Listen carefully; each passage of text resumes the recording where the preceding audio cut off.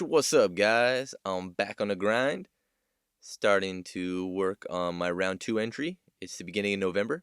Yes, it began November, and made it out of round 1. Survived. I didn't do as good as I thought I was going to do, but then again, made a lot of mistakes that I realized after I submitted. So, I'm going to learn from that, and, I got a lot of good advice from some friends that I trust and everything, so I'm going to try to apply that into my second round. One thing I really got to work on is the cinematography and the overall telling of my story. I think that's one thing that really hurt my first round entry, so I'm gonna try to work on that. So round two's theme is storyteller. So tell a story. Man, the story I wanted to tell was Black Cat, how she got her power story, where she's like in this mean old facility, getting pumped full of shit and doing all kinds of different training and whatnot. And then at the end, she realizes that it's Kingpin behind the whole thing, and she's like, "What?" And then he hits her with kind of like a Godfather thing, like, "Yo, I hooked you up now, but when I call in that favor, I mean, you better put in work," kind of thing. And that would be badass to do. The only thing is, I have one Black Cat figure, but I would have to make probably customize 2 Felicia Hardy figures where she's kind of like in a bikini or she's like in a small top and chonies, because that's how she's portrayed like in the facility. And I just don't really have materials to make those customs right now. So that would be badass, but then I'll have to say that from another time. So the other story that I wanted to tell was is a Maximum Carnage story. So I think it's Spider-Man Unlimited #1. It's Maximum Carnage begins here. So like the first page when you open the book, you see Cletus Cassidy in a straitjacket strapped to a dolly with all kinds of COs pushing him down a hallway, kind of like a Hannibal Lecter kind of scene. And then the next couple pages in, like the third or fourth page in, after he's done kind of bullshitting and taunting everybody, all the COs and the doctors and whatnot, he breaks out and then he starts going on a killing rampage as Carnage. So that's the story I want to do. I think that one's going to be pretty tight. So for the backdrop, the first one I could do is like a small dio of just like a white wall with 2 glass windows, and do like kind of like the chicken wire infused glass windows. And then the floor, I actually came up on a roll of kitchen drawer liner. It's like this big old sheet of sticker, or it's like this big old sticker sheet, and I could just put that on some poster board. And then for the second one, I can do pretty much the same thing, just like all beat up and tattered and destroyed. Have the glass like broken, pieces of the wall broken, and then make another floor that's a little dirtier.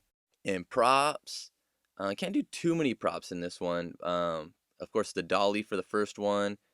For the second one, where it's all like kind of destroyed, have like rubble, pieces of glass. I can get like white fabric and kind of drape that on him and on the ground, like when he ripped out of the straitjacket. That'd be pretty cool. Maybe like a batoner. I think I have a nightstick prop. Use that.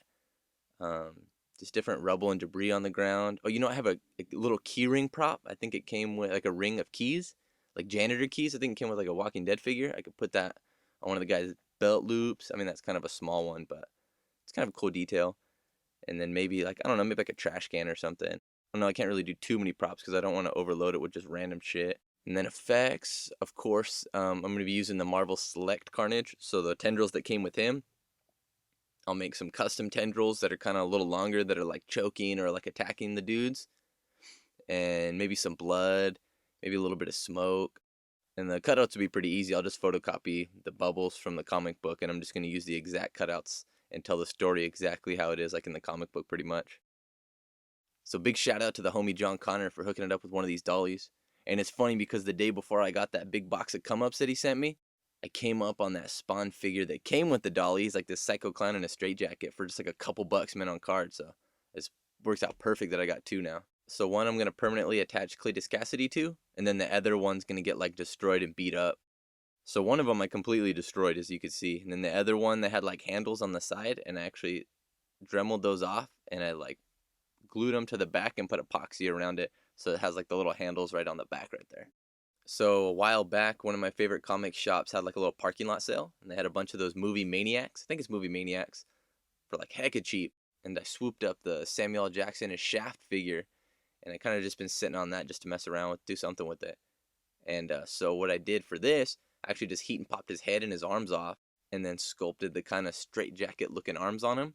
And then I'm just going to sand it down and paint him all white. And then I had to sculpt a neck on him as well, because the Samuel L. Jackson head is like a head, neck, peg combo. So I just need to sculpt a little neck up so that way the head cast can rest on something. So originally I was gonna use Marvel Legends Banshee head as my Cletus Cassidy because I already had his hair painted orange. I already had that shit ready to go. But then he's got like a screaming look on his face, and his head was a little small for the body.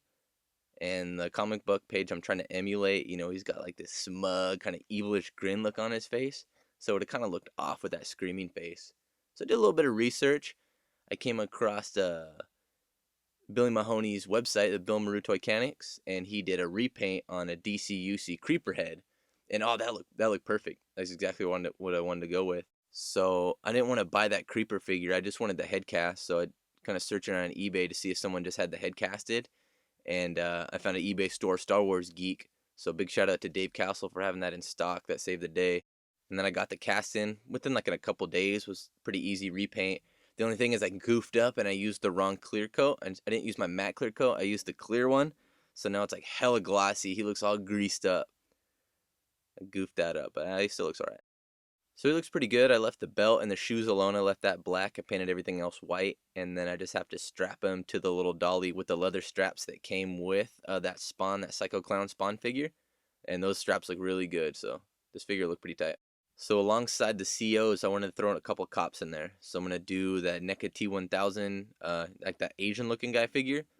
And then to mix it up, I have that Samuel L. Jackson head that came with that Movie Maniacs figure.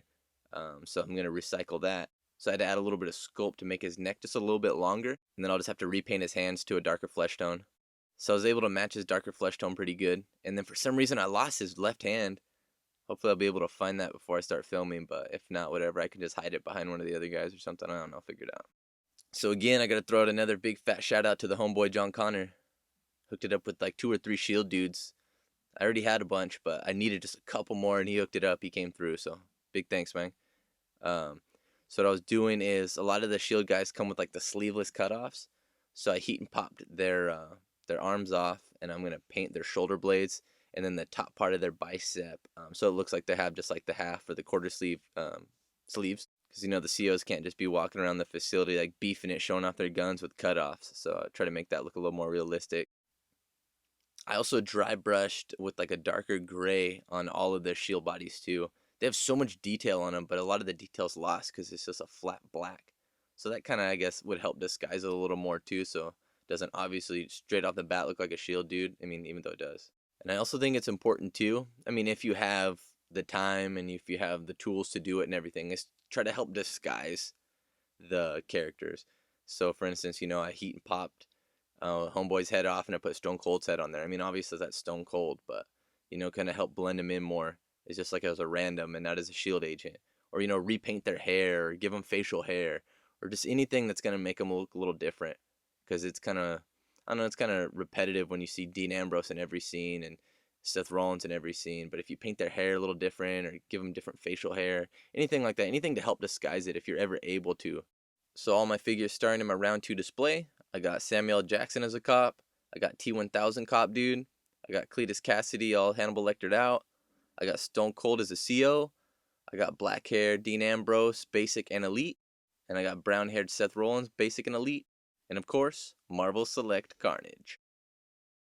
So for my first setup, I'm using basic Seth Rollins, Dean Ambrose, and Stone Cold. I'm going to use my elites in the second one. And then I got Samuel L. Jackson, and then the T1000 cop dude. So for the diorama, it's just pink foam painted white, and then the windows are just like this metal chicken wire with action figure packaging plastic for the windows, and then a yellow piece of paper for the background, and then the floor is just that kitchen drawer liner that I was talking about, that big old sticker. And then the left-hand bandit came to my house, and he swooped Samuel L. Jackson's hand, and then the T1000 dude's hand as well, so I kind of had to ghetto rig that. I had to hide Samuel L. Jackson's hand, and I had to give Homeboy a claw with some sticky tack to help hold him up. And then the cutouts those are just action figure twisty ties, and then sticky tack and wax to hold everything up. And then just different camera angles just to hide it, because you definitely don't want that peeking through your scenes. And like I was saying, all the cutouts are photocopied straight from the comic book, printed them out on cardstock, cut them out, and then hit that shit with the Sharpie on the outer edges to make it look clean. Pretty much just a really simple scene. The hardest time was getting Stone Cold to stand up, man. That fool was hammered. He kept falling over and falling over. He's being a little bastard, but I eventually got it.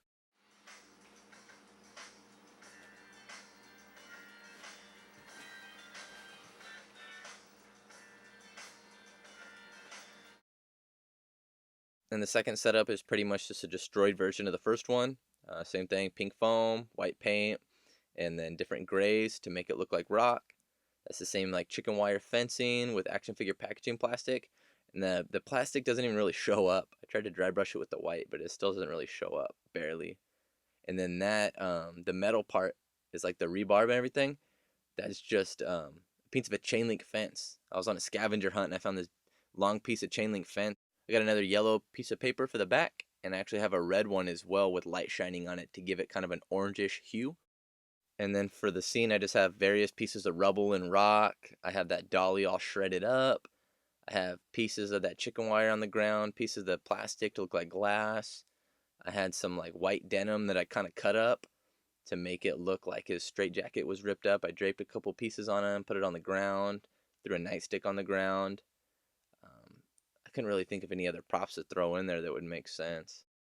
The rundown, rundown, rundown, rundown, rundown. That's crispy. So that's just a cutout that I put a piece of wax on the backside and put it on the very top corner of the white dial and just filmed that or took a picture of it, whatever.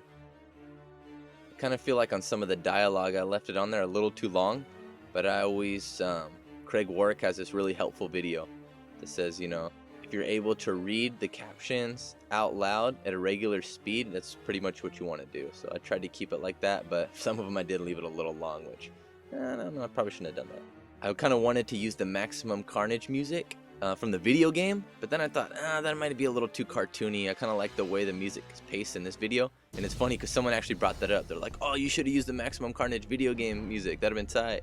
Like this one especially, I left it on this cutout for a while. And then Carnage's pose, it's alright. I think I should have done a little bit better. Man, I should have put a little bit of blood coming out of Roland's mouth right there. I think that would have been a little bit better because I don't really have that many effects. Man, what I immediately regret after submitting my entry is just cutting it off so abruptly. It feels like it's unfinished. And I hope that doesn't hurt my score, man. It sucks too because I should have done a quick setup because at the end of this issue, it ends with Carnage like squatting on J. Jonah Jameson's desk like, yo, you're going to help me find Spidey right now. And then J. Jonah Jameson's like, oh shit, son. And that would have been such an easy setup. And then I could have just been like, to be continued kind of thing. I don't know. I think I would have gave it a little bit more. So I just kind of regret. That would have been such an easy setup. I don't know why. I even wrote that down in my notes too. And I just kind of spaced. I don't know. I don't know. I don't know, man. I don't freaking know.